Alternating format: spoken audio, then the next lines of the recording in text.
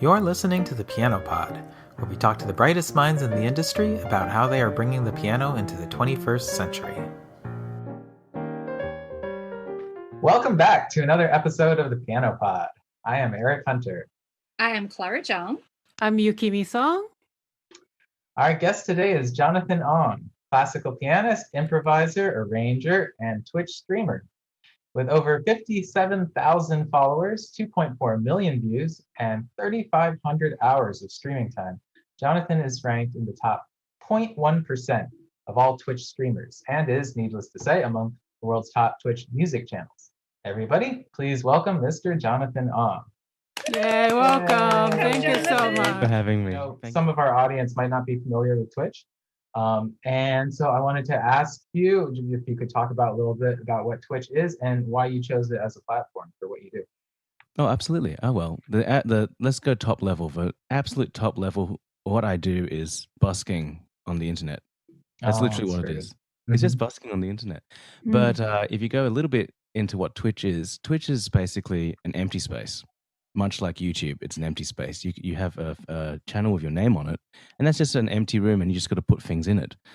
And most people know Twitch as a gaming platform. Mm-hmm. They put their gameplay in it because that's the focal point. That's what people congregate around, and when they start talking about it. But the value add for any streamer, the reason why anybody will continue to come back, would either be because they're good at that thing that they're showing off, or that they add commentary, or they have to bring something to the table for people to keep coming back.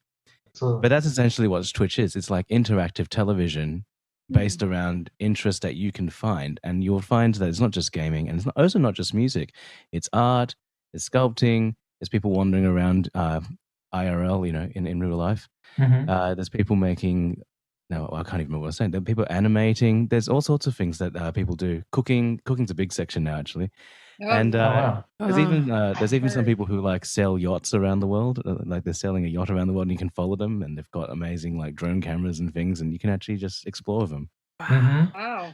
All right, so I'm starting to get an idea, but just for the sake of comparison, so why do you choose Twitch over something like YouTube or Facebook live streaming, Instagram streaming? Well, the thing about Instagram and things is there's a limited amount of customization at the moment. So, for example, with Twitch, you can literally get this amazing free broadcast software, and actually this will work with YouTube and Facebook as well, but we'll talk about it in a second. So as long as you can harness the power of your PC and this free software, open broadcasting software, OBS Studio, you will end up being able to present almost anything you want, basically limited by your ability to put in graphics and sound, and that's it. That's the only real limitations. So Instagram doesn't have quite that flexibility yet. You have to do workarounds to get around it.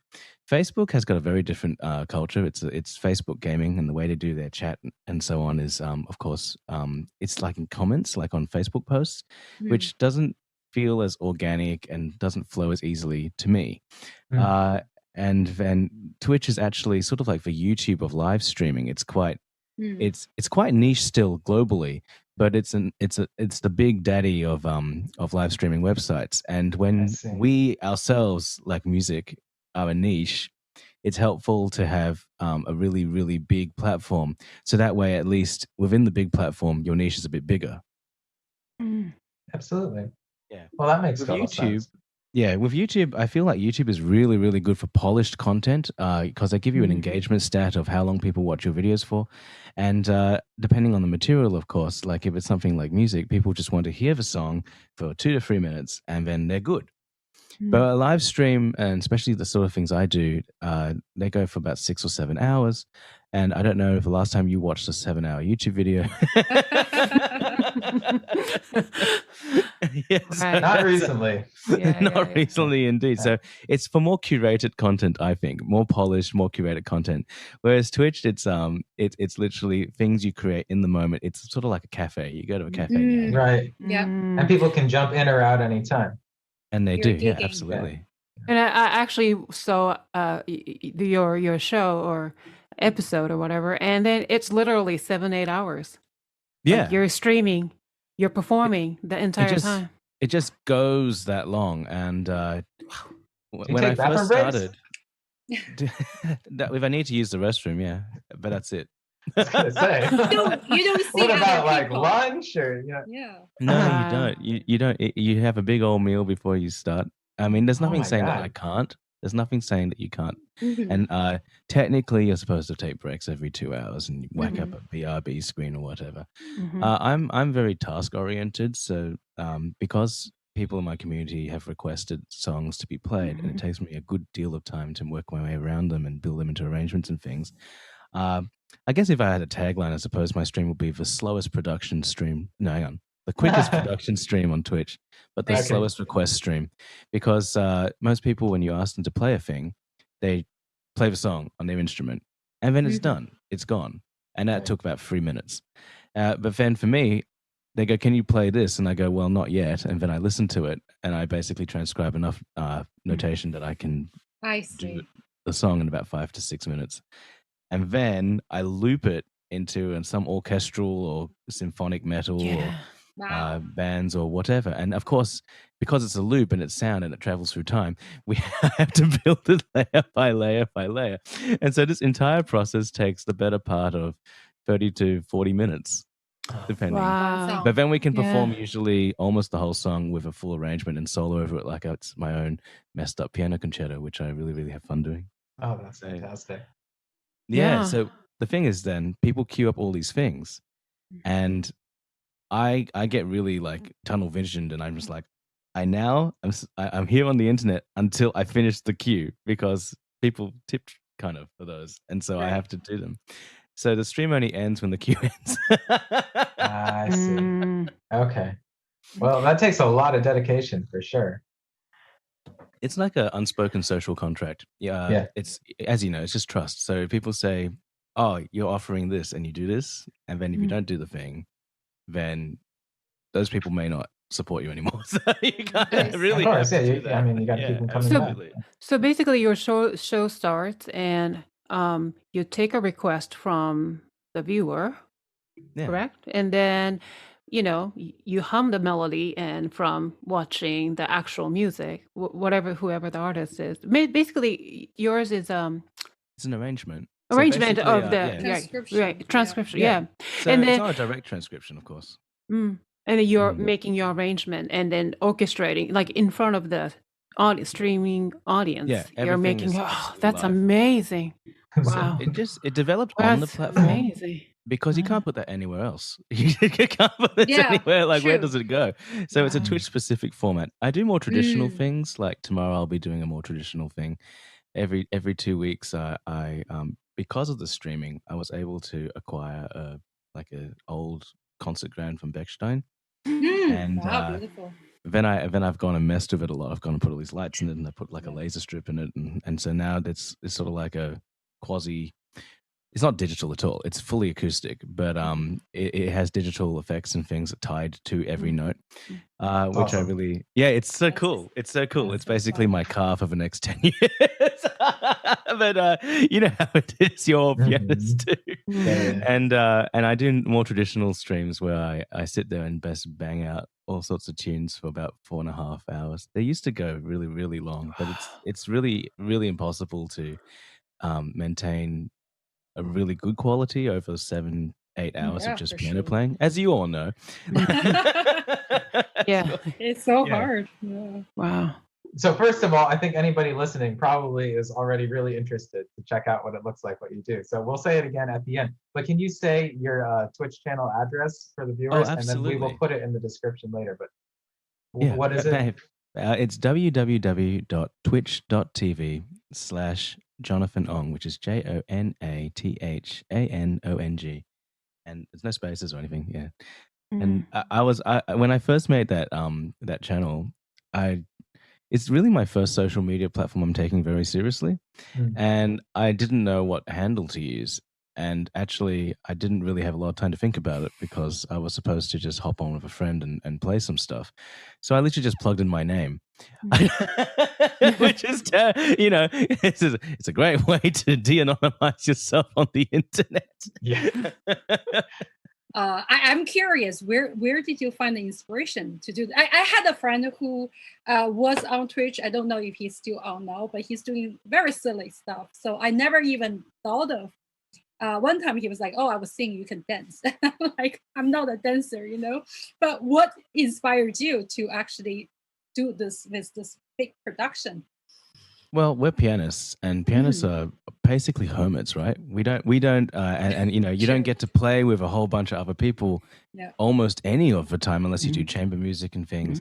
And the problem with chamber music, okay, so this is going to sound probably pretty terrible, but the problem with doing chamber music and things like that is the more people involved in your stuff, like the harder it is to get it out there and do. And I did some collaborative concerts, and I found them excessively sort of like difficult to organize. And then when you actually do the event, it's also hard to make them financially viable because now everyone also needs to be paid. So then everybody basically ends up with dinner money at the end of a thing that supposedly grossed 5 figures. So it's like, okay, this is interesting. So, but at the same time, there's that thrill of playing with other instruments still, right? So back in the beginning, way before I knew what Twitch was, way before Twitch even existed, actually, back then, I think Twitch started in 2011. And it wasn't called Twitch. It was called Justin.tv because a guy basically streamed his own life and just went around and it took off. The original live streamer, pretty much. So that was really cool. But I was doing tertiary education at the time. I was doing a postgrad. And I just realized that there were all these VSTs, and all I wanted at the time was to make really dramatic orchestral music and play piano along with them, or recreate some piano concertos and play along with them. And so I bought one string library, and then I bought another string library, and then I needed to fill in my woodwinds. And before I knew it, I'd spent a completely insane amount of money as a student on a fairly large collection of VSTs, you know, all these virtual instruments.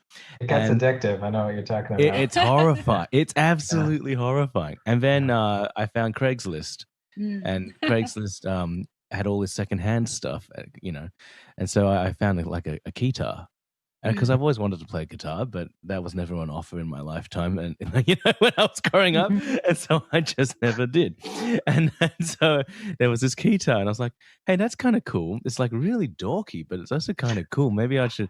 And then I just bought it, and I had no use for it, so it just appeared at parties when everyone was drinking and I was playing along, and it appeared in a few friends' YouTube videos and things like that. And the same thing for my VSTs; they were too limited in scope because I'd only spent the better part of like $8,000 or something at the time, which is huge. But in the world of VSTs is not that much, sadly. So I'd basically at the time, especially. So I had nothing to do with them, and I tried doing some film composing gigs with friends, and they never really went anywhere. And so I didn't know what to do, you know, what to do with it. And then I came back here to Australia and just got on with the serious business of surviving in my adult life. You know, day to day music teaching, classical performances, things like that, all the normal things. And it's only when I appeared on Twitch and I realized that I can actually maybe I can use this stuff. The real turning point was when one particularly good special came. I don't have a shopping problem. It seems highly suspicious. Maybe I'm not telling anybody. Oh dear, I don't know. How many keyboards are in your background over there? None. Yes, none. So basically, I don't have a problem. For anybody listening, he just eliminated the background. That's right. To be honest, though, like most of the stuff that's a used one says that, and says that, and that was a present, and that was like 40% off, and that was somewhere, and that was, and so it's like it goes like that, and this was a bonus. It's okay, Jonathan. We're really not auditing you. You can relax. I bought all these VSTs. I had no use for them. Twitch came along, and then I realized I could actually use them for something, and I could actually do what I wanted to do previously. And the real flip turning point was when I just bought this loop station, and I was like, I'm going to learn to loop. And honestly, I don't know if I've learned to loop because I think I'm the only person I know who's using the loop station in this way. Usually you loop with 8 bars, 16 bars, 32 bars of something, right? And you groove and you do the thing. And we're classical musicians, so I find that really hard to jive with because I get bored. I'm Yeah. used to things evolving and changing and things. And so what do I end up doing? I make it even potentially more boring by looping you an entire 90 seconds to 2 minutes of whatever song it is, which includes verse and chorus structures and bridges and things like that. The entire structure gets looped, and then I arrange over the top of it, layer by layer, like a dot matrix printer. So cool. it's a very weird way of using a loop station, but then I end up with these loops that are essentially fully orchestrated tracks. That's really neat. Yeah, you're right. I never heard of anybody using a Pretty. loop station that way, but it does make sense that that's how we would do it as a classical musician. We Yeah. like complexity in in our structures and in our chord progressions and our melodies. And Yeah. constant evolution, right? Absolutely. Yeah. I mean, for what it's worth, anybody I've tried to who is in this space, who's like streaming or doing social media, anytime I've tried to explain to anybody what I do, they go, "Oh, that's not going to work," and I go, "Well, it's working. I'm making a living," and they're like, "Oh, that's a surprise." Because it's so long for the internet. But what I found, much like in the school playground, except much much bigger and better, in the world you can be your own kind of weird, and you'll find enough weirdos who like what you like, and you don't need that many of them to have something good going. And that's basically what's happening here, I think. Yeah, and that's the power of the internet, right?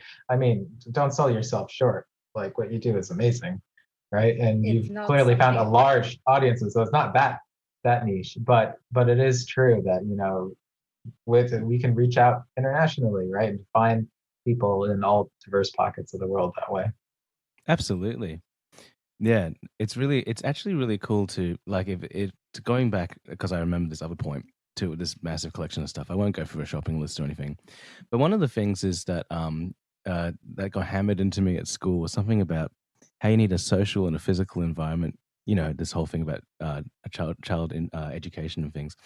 You need to give them a social environment and a physical environment so that they can learn music. The physical environment, of course, is your instruments and things like that, and the social environment is the encouragement of development of this particular interest. Mhm. And so, in some ways, the reason why I was buying these things was actually because I was like, I don't really know how to use them, but I'll never find out if I don't Just get curious. some. Yeah. So then I got some, but then I sort of just fell off the cliff and bought all of them. So Sometimes you got to do that too. It's good to have options. And that's also the creative mind part, right? Like if you're not yeah. so creative, if you're not free with your mind, and then we are always staying with the tradition, it's hard actually to explore. Sometimes That's not, I don't know if it's a creative mind. I think creativity is a thing that gets trained out of us if we in educational contexts, Sure. because we're guided so much towards goal-oriented things and task-oriented things in the course of our education. If you're not really lucky, your education becomes purely vocational. It trains you for a thing. But as musicians who go through college, the training really only trains us to go and do the same thing that our professors do, kind of, right? Yeah. Because that's you're best able to guide people along things that you know how to do yourself. Absolutely. I mean, that's their area of expertise. Yeah, of course. And so then when we That's- spend all our time focusing on the things that we're trained to do and things, no one's actually going around telling you, hey, you should feel free to go and explore, especially with classical music. Oh yeah. Oh, this interpretation's wrong. Oh, these notes are wrong. Like, this is outside of the guidelines and things like that. And so because we become so specialized and so proficient at interpreting things within our guidelines and things like that, when we try and start making up stuff, improvising, arranging, messing around with things, it feels like we're doing something wrong. Mhm. You find that? Oh So- yeah. All the Yeah. It time. took me years to get over that. Oh my god, it's so painful. It's Yeah, very and I'll hard still for the classical musicians, like even the students, our students, right? Like we all teach. It's hard for them to improvise sometimes in the beginning because they're so used to being told what to do knowing. by Yeah. the score almost. It's like when you do it outside of the score, you feel like you're being a bad child almost. There's something comforting about just playing, as faithfully as possible to the composer's intentions. It's very comforting because it's actually not fully us, is it? It's like we're not It's very responsible for difficult. these. Yeah, we're not responsible for this. This is not actually my heart, my soul, my emotional state. This is Right. actually me portraying what I think. And so when you start going out and making your own music, then it's just like, oh, it all feels weird now. Yeah, it's a very exposed feeling. Yeah. That's true. Yeah. Confetti for your birthday. Here we go. Ready? Come on, G. Thanks for the confetti. Happy birthday to you. Happy birthday to you. Happy birthday, dear Confused. Happy birthday to you. Happy birthday to you. Happy birthday to you. Happy birthday, Confused the kid now. Happy birthday to you. You so can count down 364 days, but maybe you don't want to, cause you want to enjoy the age you are.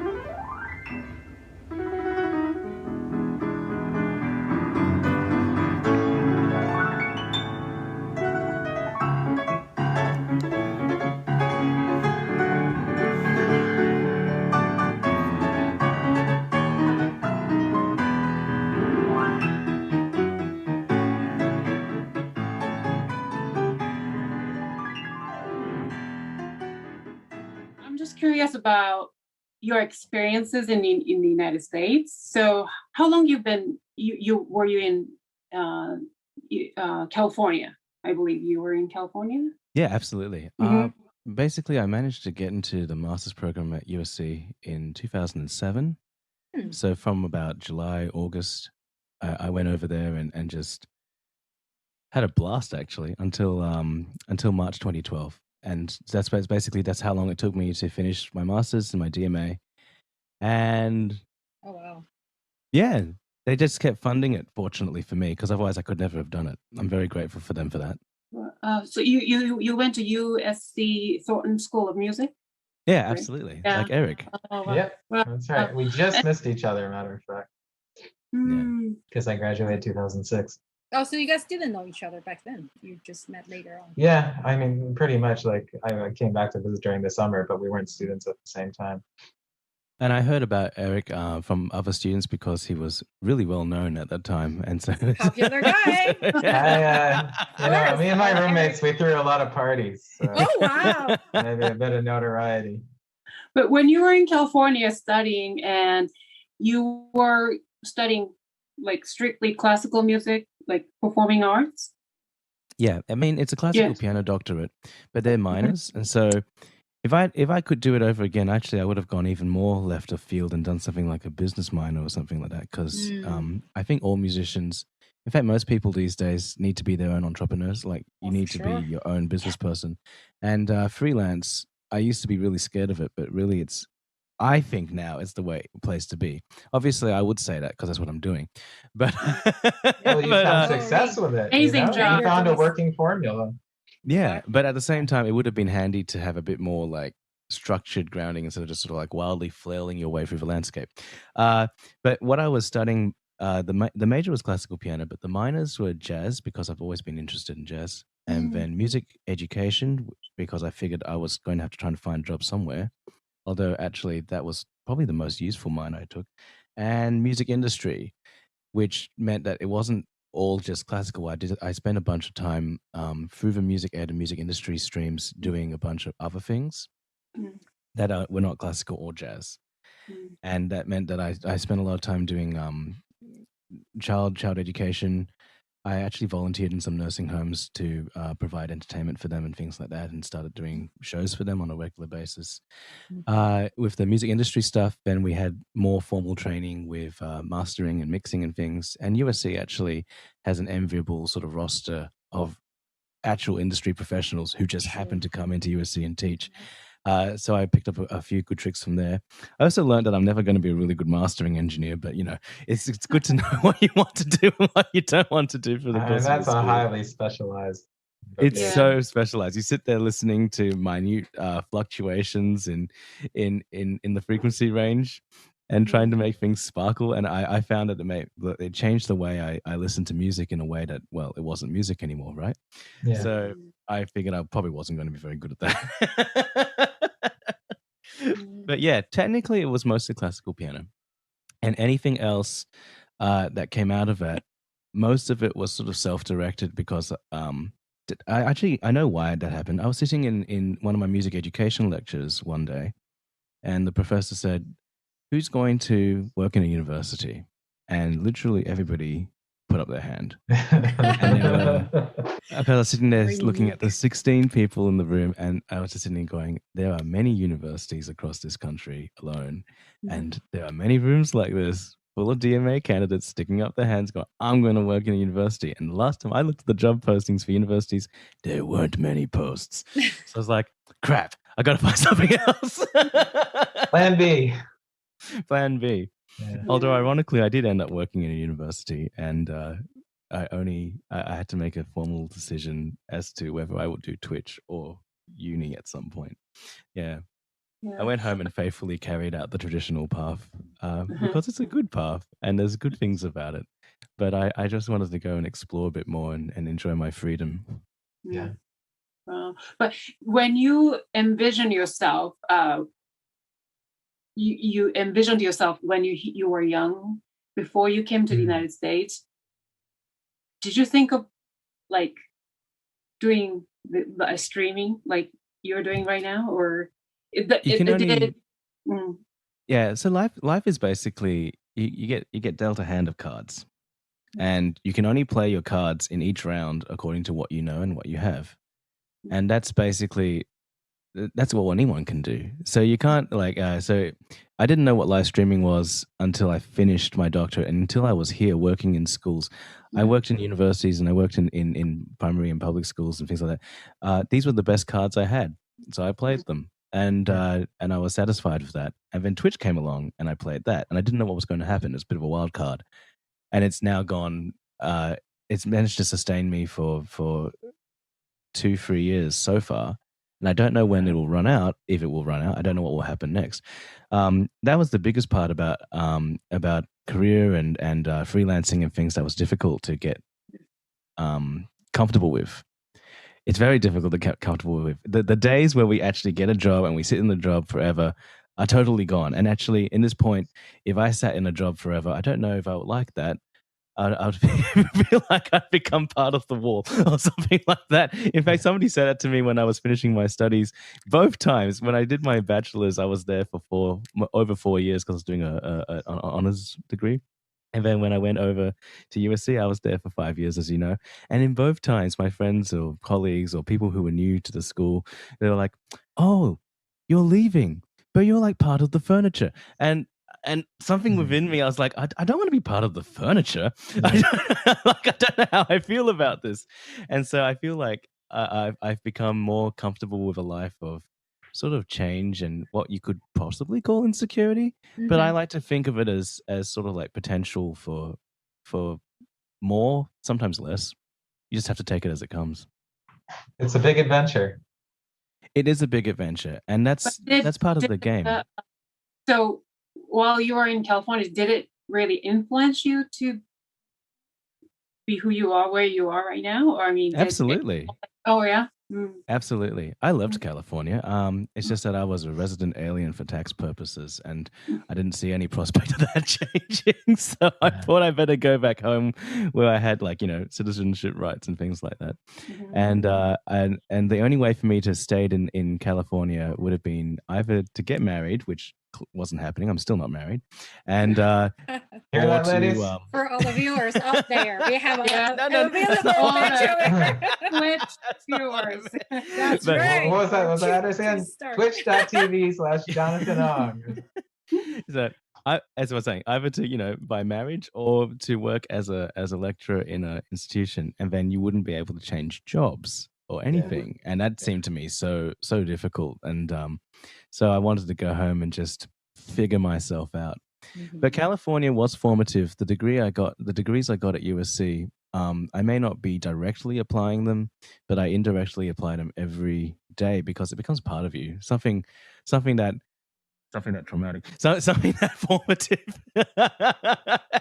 becomes becomes part of you. All those papers you write and all those things they force you to think about with philosophy of music education and development and exposure to things and the things that you're supposed to teach children. And as you live those things by teaching children and other students yourself, then you start thinking, oh, well, these are things I should apply to myself, which is actually part of the whole thing here. Like I said, the social and physical environment earlier, the needing to grow and to be uncomfortable, to sort of like push myself in new directions, trying to just stay out of a rut, essentially. Yeah, because it's very tempting, isn't it? I'm the most comfortable on stream when I'm playing a song I've played, like a classical piece. Oh, song. A classical piece I've played since I was like 10. And I just sit there playing fantasy impromptu and just chatting, because honestly, that is so deeply ingrained within me. I could probably be half a vegetable and I'll just put me on the piano and I'll just do that. That's the most comfortable I am. But the challenge, of course, is to continue growing in some direction. A bit like all the people who we look up to, or I mean, I look up to anyway. Anybody who I've looked up to hasn't really sat there just doing the same thing. They sort of have had strived for something, and it doesn't necessarily need to be like material success or anything. It's just being a better you. Sure. Yeah. It's, the thing that jumps out to me when you say that is that's been a common theme on our show with all the guests that we've had on. People, some younger, some older, some quite advanced in their careers, doing very well. Everybody's still looking to grow. And I just feel like that's such a rare quality, but, not in professional musicians. That's one of the great things about what we do. It forces us to, and then eventually over time, we come to need that. Absolutely. Actually, I would say that we could extrapolate that further. I think pretty much any industry where you have people who are sort of, doing quite well in it, it requires adaptability and growth, and to sort of like point out even contemporary musicians. And now I have only half a leg to stand on with contemporary things, because I was a classical musician who literally lived under a classical rock that was about the size of Mount Vesuvius or something. It was a huge classical rock. I only ever started listening to non-classical music when I got my own car and realized the radio tuned to other stations, and it was almost that bad. I mean, there was some sanctioned things from the parents, but you know how far that goes. And so it was like, oh, there's all this other music, but people like Madonna, for example, who has reinvented themselves multiple times over the course of their careers, or Kylie Minogue. And like you think about performing and in music industry, the first thing they teach you is at some point your career will end, but it's just like when. And for these ladies, for example, they have reinvented themselves so many times. Their career is still here. They're still going.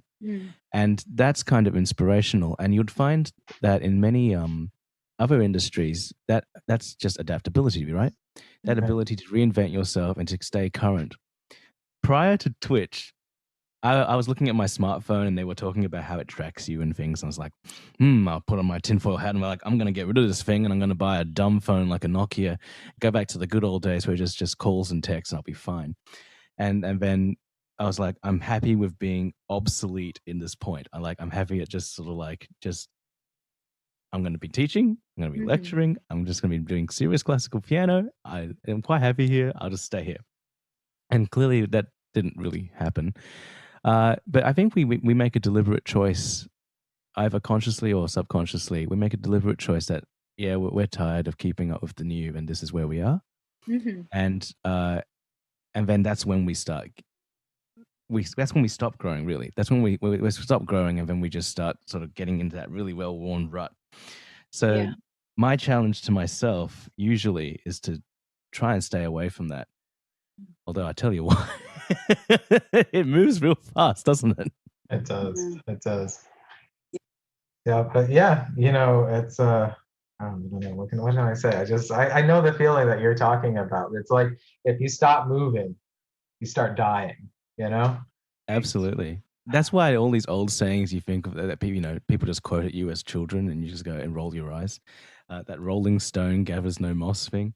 That's literally what we're doing now. We're just rolling stones, and that's exactly what you guys are doing with the piano pod, like moving with the times, taking advantage of the fact that we can now actually talk to other people, find people who like what we do, and explore things like this together. It's actually really cool.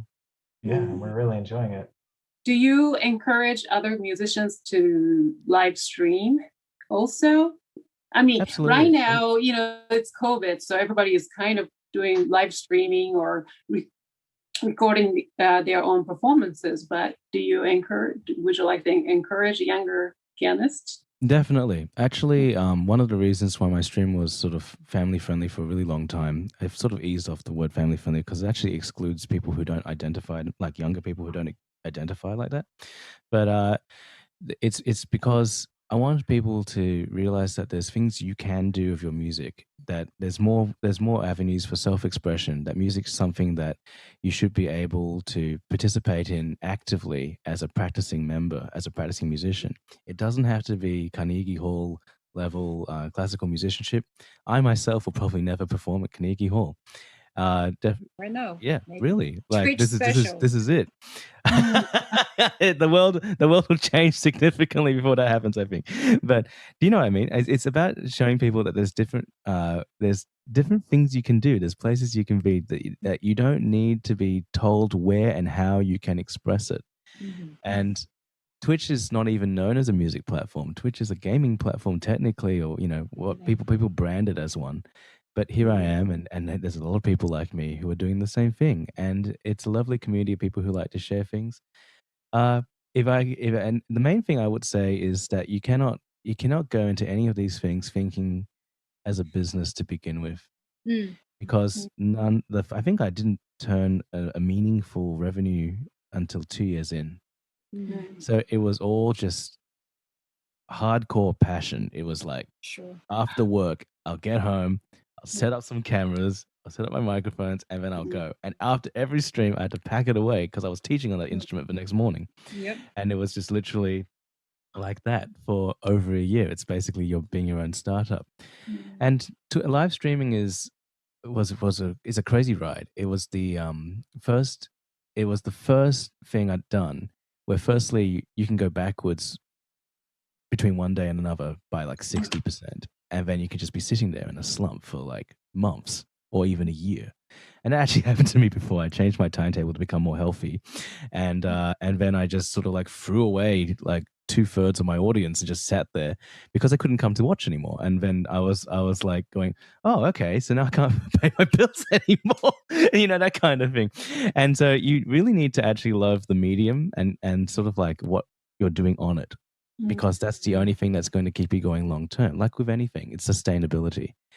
The other thing is like there's lots of ways you can express yourself, and some people will find that they're better at producing really beautiful things on YouTube, and then you don't have that stress of constantly sitting there and being tied to your machine for like ages and ages and ages every single day. And then you can still get an interaction. There's actually, I'm not very good at YouTube, sadly. I would like to be better at it because these are all complementary things. So I'm not discouraging people from trying Twitch. What I'm saying is, if you try Twitch and you find it's not for you, then you should try different platforms. You should try Instagram. You should try Twitter. You should try YouTube. You should try and find things. These tools, these platforms are there. They are currently still pretty democratic. They're a bit equal. They allow us all to have a go, and you should have a go. We should all have a go, because we should not settle here for sitting there and waiting our turn in the established structures. That's what I think. I'm looking at the time. I think we need to start wrapping it up. Is there anything else you guys wanted to get to? I was going to ask, would you ever consider performing again in the concert setting, like in the concert hall? But you just answered, like, no Carnegie Hall, you're not interested. So, part of it is because part of it is actually structural. Like, there's so many things I want to do with. I'm actually working on some cover albums. I've released an original album. I'm actually sort of like working on improving those things because everything I believe very much so in experiential learning and development and things. And I know that the more of these I do, the better I'll get at it, and then I'll get my workflows down and so on. So I'm just battling my own inertia, actually. The reason why I don't cover albums already is because just sheer inertia. But like part of that with a classical concert, I don't think I'll do classical concerts anymore. I did work with some people to present series of them, before Twitch, but now this is like post Twitch. This is current Twitch, So it's I no longer have the 6 hours to practice a program every day. I wouldn't be satisfied. You're performing. Mm. Yeah. I'm performing different things now. So I wouldn't be satisfied with the things that I'll bring in the traditional arena. I think there are other people who are doing that far better than I can now. And I've invested myself in this other thing, which is I don't even know what it is, honestly. But it's fun and I'm having a blast doing it. So I'm just gonna keep going with like a blade of glass. Wherever we go. Cool. I just had a couple of things that I want to address before we leave. One thing is that I know you have Asian background and you live or you're from Australia, you lived in the US. What is your audience like on Twitch? Like, do you have a huge international? Yeah, it does change constantly. Yes. Yeah. So Twitch gives you statistics for every single stream you do. Right. So basically almost half of it comes from the US. Mm-hmm. And then the second biggest one is actually France. Wow. Which is interesting because I don't speak French well at all. And I never use it on stream. But Twitch is very big in France. And some of the French streamers have come to visit me with their communities. And so that's why the representation is really high. And then there's like a big smattering all through Europe. And Canada's fairly high too. And then all the way down near the bottom, of about 7 to 9% is Australia, despite me being Australian. And that's because of the times I stream. I stream at really weird times for Australians. I see. Yeah, trying to reach the other continents. But so do you think Twitch is more popular like in certain part of the world than other? Like Definitely. So you're saying there's no in Asia there's not too many followers correct. at all? Absolutely. Twitch is sort of like a neophyte in Asia. They're trying to work on it. And actually in Southeast Asia, like in Oceania, like Australia, New Zealand, it's the main one, but it's also still doesn't really have brand recognition and penetration yet. It's still what they would consider an up-and-comer. So, for example, if you lived in Southeast Asia or if you lived in the Middle East, or I think Facebook's actually the place to be. I don't know what the stats are for YouTube. Like I said, that's a black hole to me. I only really know Facebook and Twitch. So depending on where you live in the world, where you're listening to this podcast from, that may impact on what platform you want to be on as well. But you should just try all of them. And you think there's a big community of like classical musicians, or you're the only one right now? Oh, you know what? When I first started, I was the only DMA holder on the platform. But now I think there's 4 or 5 people who are taking it pretty seriously. Yeah. And then there's some really crazy CVs on there. There's a man who Takeyoshi. He's actually educated. He's got a degree from the Mozarteum of Salzburg. And he plays harp and he plays piano, and he says he plays piano badly, but it's a professional level, and it's all extremely polished. You can find something you like. People practice on the platform on Twitch while they're getting ready for their IRL gigs and things like that. If you like serious classical piano, there's people who focus on that specifically. I used to have I think the standard just keeps going higher because it's a global thing. So anything that's global, you kind of have to sort of, again, keep adapting. And so I think I don't even have the only concert ground on the platform. There's actually 2. And there may be more in the near future. So, it keeps moving. And so as the platform keeps developing and the community within it keeps developing, more and more of this stuff will actually become very normal, I think. Very normal. I'm just sort of like a little bit ahead of the curve on throwing all my money into a giant technological pit. So it's time for rapid fire questions. All right. My brain's fast enough for this. Here we go. All right. So it's a rapid fire, so you gotta go chop quickly. Perfect. All right. So are we ready? The first question. So, what is your favorite food? Fish. Cats or dog? Dog. Done. All right. Dog. What is your word or words to live by? If you're hang on, wait. Mouth got stuck. Words to live by. Don't be nervous. If you're too comfortable, you can't grow. That's What is the most important quality you look for in people? just being genuine. Mhm. You want them to be genuine. Right. You won't always like who they are, but at least you know who they are. Yeah. Exactly. Yes. So, as opposed to that, what is the worst quality in people you want to stay away from? Well, clearly, like when you can't trust what anything they said, a lack of an inability to trust them, so untrustworthiness. Very cool. All right, we're gonna keep on going. Name 3 people who inspired you, living or dead. There's a lady called Dr. Sheila Woodward and Dr. Christine Logan. These are mentors of mine who have really had a massive shaping on my career. And I would say Pablo Casals, although he's just springing to mind because I keep remembering this one anecdote where they say, "Why are you still practicing at the age of 80-something?" And he goes, "Because I think I'm still getting better." That's a huge one. That's a great one. I love that one. That is really cool. Yeah.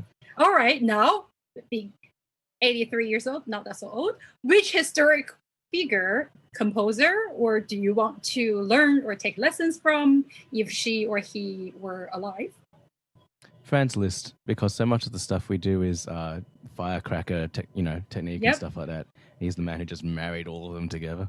Oh my gosh, so many people use Franz Liszt. Which historic figure do you want to hang out with at the bar if he or she were alive? Okay, this one's a bit weird. The first person that came to mind was George Washington. Cool. It's not me. These are more than 1 dimension, 1.5 dimension. I guess you're not going to be eating a lot of corn nuts with his wooden teeth. Oh, that's funny. Oh no. And the last one, what other instrument would you like to be able to play besides piano? Actually, violin. Oh. All right, my turn. Name 1 piece in your current playlist. Spirited Away for Reprise, which is also known as Chihiro's Waltz by Joe Hisaishi. Okay. What about a book title you're currently reading? I've just taken delivery of How to Be a Master Negotiator. Okay. Oh, I heard of that book. This question always annoys people. You only get 1 song or piece to listen to for the rest of your life. What is it? Muse Exogenesis Symphony. It's in 3 parts, so hopefully that counts. Okay. We'll take it. And fill in the blank. Music is blank.